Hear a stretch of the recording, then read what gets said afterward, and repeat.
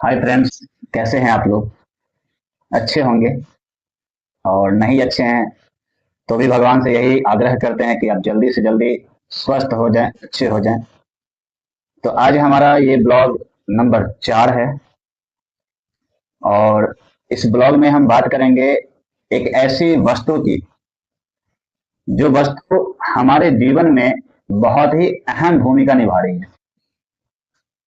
शायद सब लोग जान गए होंगे, और नहीं जाने भी होंगे तो शायद लास्ट तक आप लोग जान जाएंगे।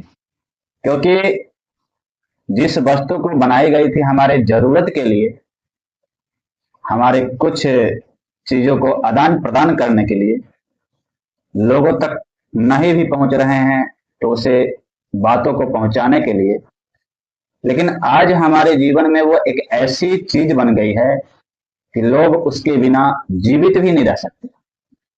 आज लगभग लोगों के पास वो चीज है, और ना हो तो हो जाता है। आप खाना खाइए या ना खाइए, आप अपने पेट काट के उसे अवश्य ले आते हैं। लगभग बहुत ही बड़ी बात है कि 10,000 हमारे जीवन की एक महीने की कमाई होती है। किसी माता जी की 2-3 हजार महीने का बर्तन धोती हैं तो वो महीने में 3,000 कमाती है। कोई बंदा होता है जो कि 10,000 का महीना कमाता है, लेकिन वो वस्तु सभी के पास होता है। और वो वस्तु एक ऐसी चीज है जो कि हमारे जीवन में बहुत ही अहम हो गया है, जिसका नाम है दूरभाष यंत्र। लगभग लोग अब समझ गए होंगे, और जो नहीं समझे होंगे उनके लिए कह दूं कि हिंदी में उसे कहा जाता है मोबाइल फोन।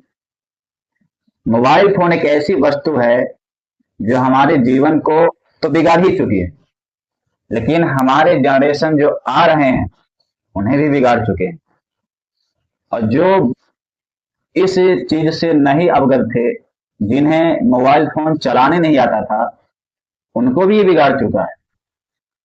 मैं आपको एक छोटी सी स्टोरी बताऊंगा, बहुत लंबा वीडियो नहीं जाएगा ये, लेकिन फिर भी लंबा हो ही जाता है। मैं आप लोग से बात करने में खुशी खुशी में बात निकल जाती है, तो शायद हो सकता है।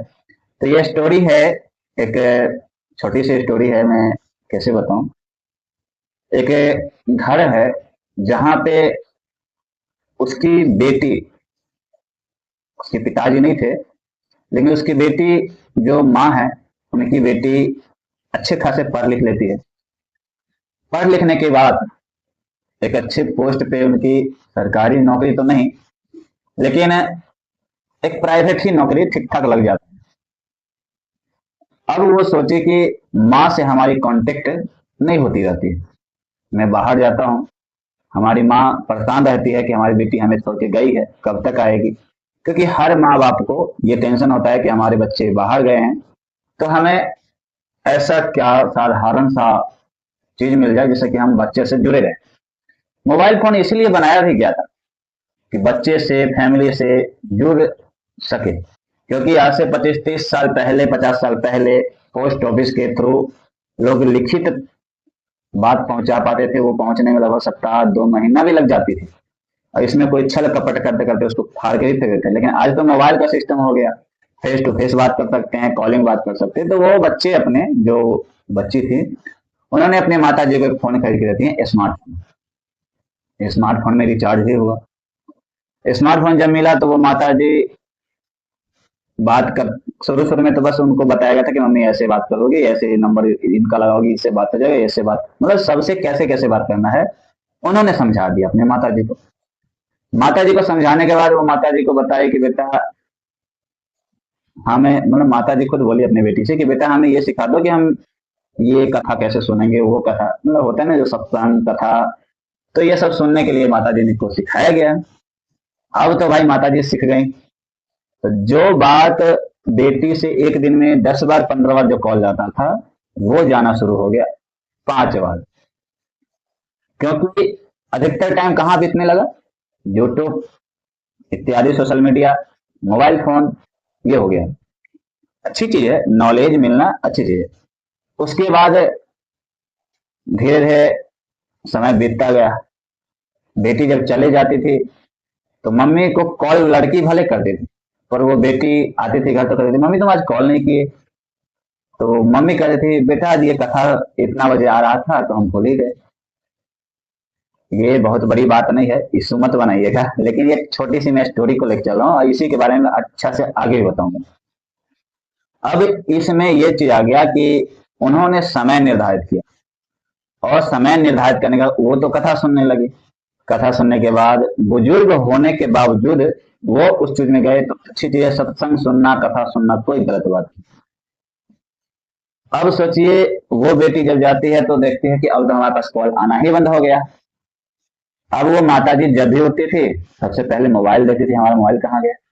क्योंकि पहले जो इंसान उठते ही अपना फ्रेश होना, नहाना धोना, सत्संग पूजा ये करना, संतान को देखना, भाई वो माता जी आज सबसे पहले क्या देखते हैं? मोबाइल। उसी प्रकार आज का जनरेशन जो हो गया है उसके दिमाग में एक चीज बैठ गया है, सीरियल, इतना बजे सीरियल आएगा, ये सीरियल इतना बजे आएगा, ये मूवी उतना दिन आएगा, रील्स इत्यादि जो कॉन्टेक्ट होता है, मतलब कॉन्टेक्ट, अब सब लोग इसी में व्यस्तता में आ रहे हैं। ठीक है, मानते हैं मोबाइल हमारी जिंदगी में ऐसा होना भी चाहिए, लेकिन इसका सबसे साइड इफेक्ट अगर पड़ रहा है तो वो है बच्चा।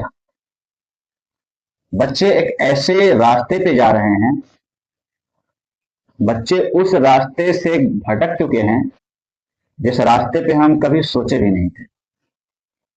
आज जिस क्लास में बच्चे को एबीसीडी या फिर अल्फाबेट या व्यंजन, स्वर व्यंजन और आ ई ये सब सिखाया जाता था, स्लेट आता था, मतलब कि जो मिट्टी का स्लेट आता है वो स्लेट था, कोट का स्लेट था, पेंसिल था, पेंसिल था, ये सब चीज जो हम लोग को याद दिलाता था और याद आ रही है आज, जो कि एक समय था कि हम लोग सिहाई से लिखते थे, जो इंकपॉट जिसे कहते हैं, बांस की लकड़ी और इंकपॉट।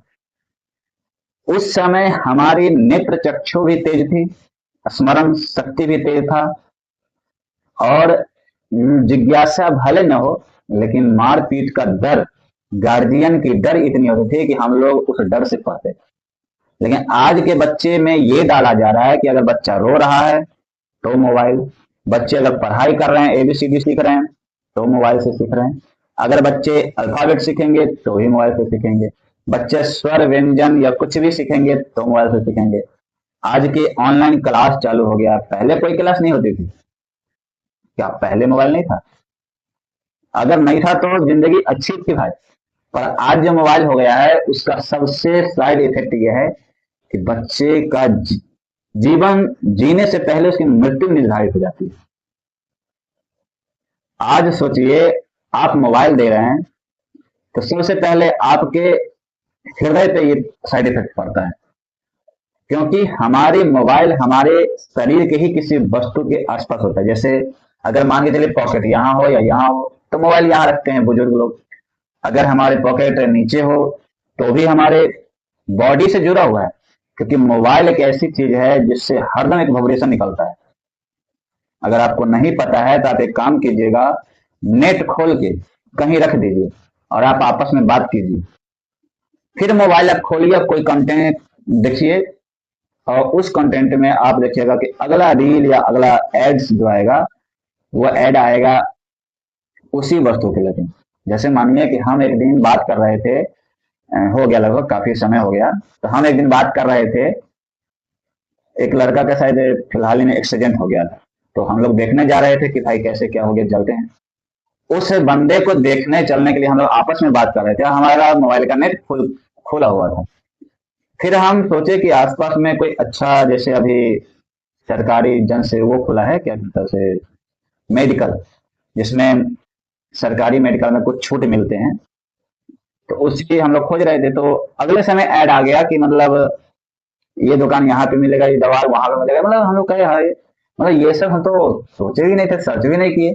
फिर मुझे याद आया कि मतलब मोबाइल भी मेरी बात सुनती है।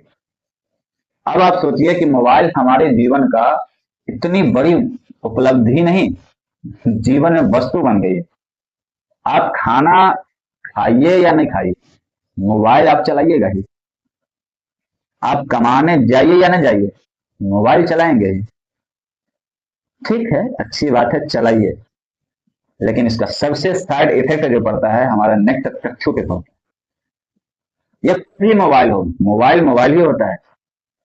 आप किसी शीशा को पकड़ के हाथ में 1 घंटा 1.5 घंटा रखिए और उसमें देखते रहिए, तो भी आपको आभास होगा कि है कितना देर। लेकिन मोबाइल भी एक शीशा है। आप क्या सोचते हैं, शीशा एक ऐसी वस्तु है जिसे हम अच्छे भी संकेत कहते हैं, बुरे भी संकेत कहते हैं। जैसे मान के चलिए अगर शीशा सही है, उसमें कोई खरोच नहीं है, तो उसमें आप दर्पण उसको कहते हैं। उसको आप सजावट होने के बाद आप उसमें देखते हैं कि हम ठीक दिख रहे हैं, चलो बाहर चलो। लेकिन वही शीशा अगर फूट जाए तो लोग क्या कहता है कि फूटे हुए शीशे में नहीं देखना चाहिए। अगर घर से निकलते हुए शीशा फूट जाए तो लोग कहते हैं गलत संकेत है। तो वही शीशा आपका मोबाइल भी तो शीशा है। तो इसी प्रकार ये है कि मोबाइल बहुत ही भूमिका हमारे जीवन में निभा रहे हैं। हम कहते हैं कि मोबाइल चलाइए, कोई बहुत गलत बात भी नहीं है, क्योंकि मोबाइल है ही एक ऐसी चीज जिसे चलाना हमारे जीवन के लिए उपयोग भी है, सदुपयोग भी है, दुरुपयोग भी है। ठीक है, कहा गया है कि पुस्तक एक ऐसी चीज है जिससे अगर मनुष्य शिक्षा लेता है और उस शिक्षा को अच्छे से अप्लाई करता है, भले वो नौकरी उपलब्धि ना प्राप्त करे, लेकिन कोई ना कोई एक उपलब्धि अवश्य प्राप्त करता है।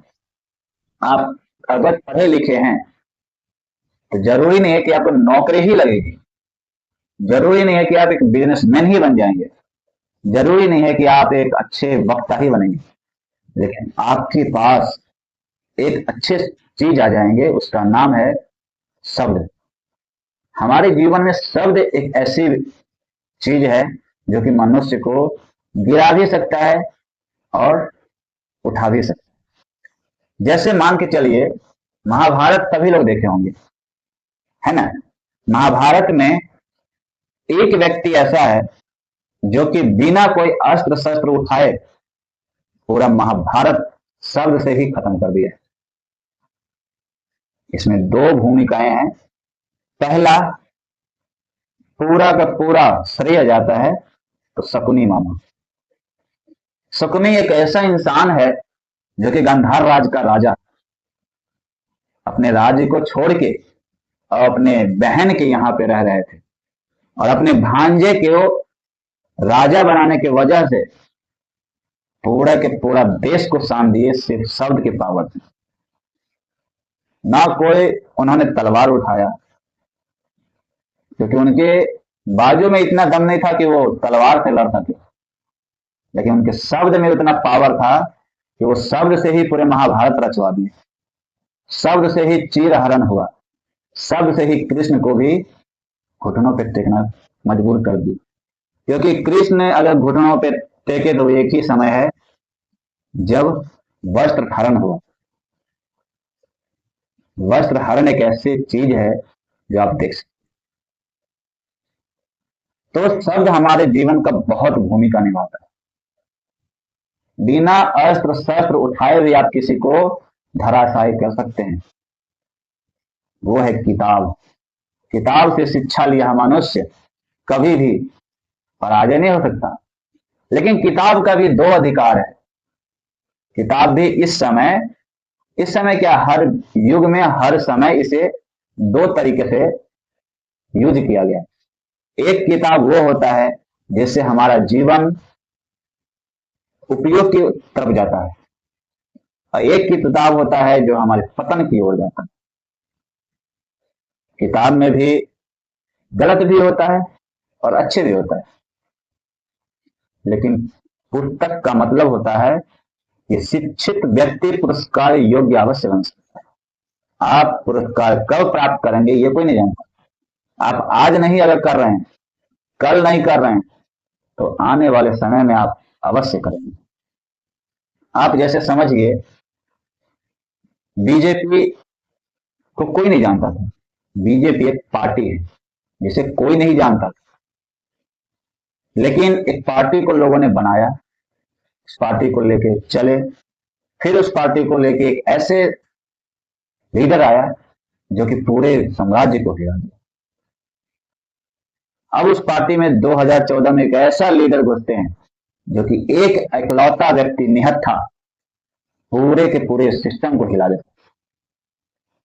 फिर भी वो सोच के आता है कि हम इस दुनिया में राज हम नहीं करेंगे, हमारा दुनिया सभी पे राज करे। जिस दिन आप ये सोचेंगे आपको खुद ही भगवान के साथ। आज सोचिए, बंगाल में जीता है बीजेपी, लोगों की समर्थन उनको बहुत मिला, क्योंकि लोगों की सपोर्ट उन्हें मिलता तो अवश्य है, भगवान की भी कोई न कोई करामत है, सपोर्ट है, वो तो मिलता ही है। तो उन्होंने त्याग किया है या फिर उस चीज को अध्ययन किया है, ये आप सोचिए हमें कमेंट में। तो मेरा ये कहना है, छोटी छोटी जो स्टोरी मैंने आपको बताया, इसका कथन, इसका मेरा मुद्दा ही ये था कि आप किसी भी चीजों को अगर निरंतर देखते रहेंगे या उसे अपनाएंगे तो वो चीज आपको उसी की ओर लेके जाए।